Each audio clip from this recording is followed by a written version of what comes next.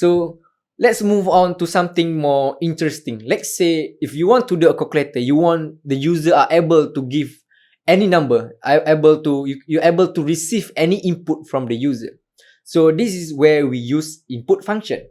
So simple calculator with user input.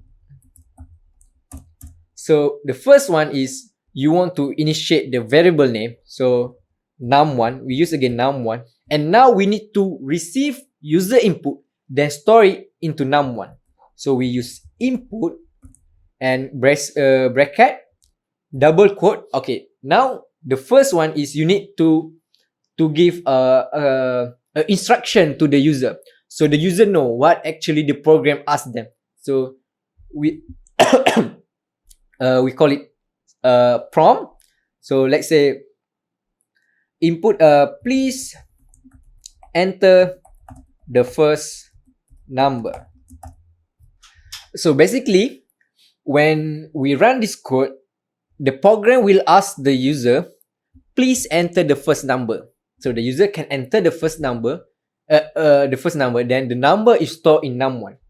So we want to, let's say, create a additional calculator. So we need to ask another number. So num2 is equal to input and double quotation. Don't forget the double quotation mark because it is a string, an instruction to the user. So please enter the second number.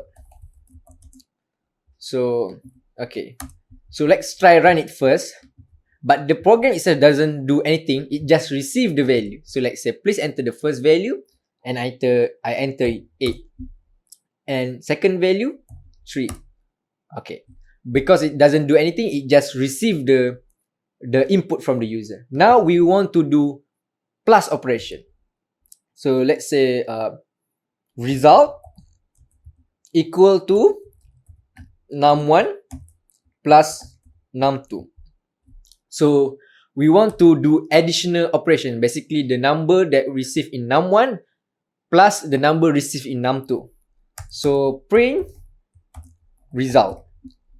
So when we click run, enter the first number, like say I say 2, and second number is 3.33, and we got 23.33. It basically is not performing a correct math operation. Why this is happen? This is basically because the input, when you use input function, the user input is actually stored as a string variable. It's not stored as a integer, it's stored as a string. So you know that earlier when we do a string, when you do addition, it just put them together. So that is also happen in this case. The 2 that is received is not a number, but it's stored as a string. So 2 and 3.33 just going to be put together. So that's why it's become 23.33. So how we're going to fit this problem is we need to tell the program that the input that is received is actually an integer or a float. So okay, let's say we tell them it is integer. Whatever user give the value, it is integer.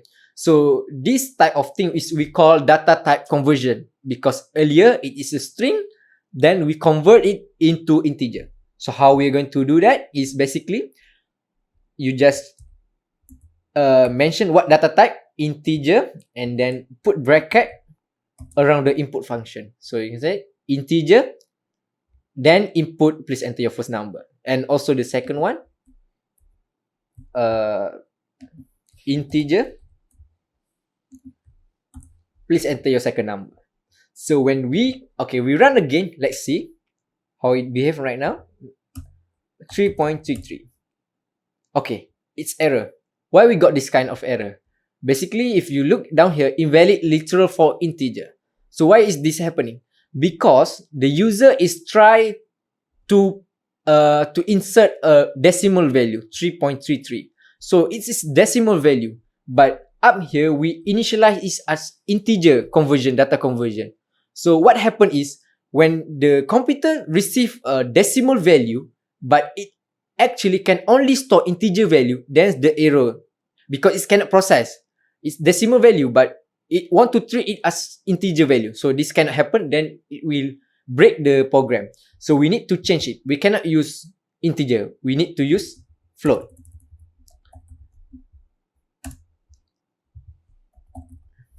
Okay, so we run it again.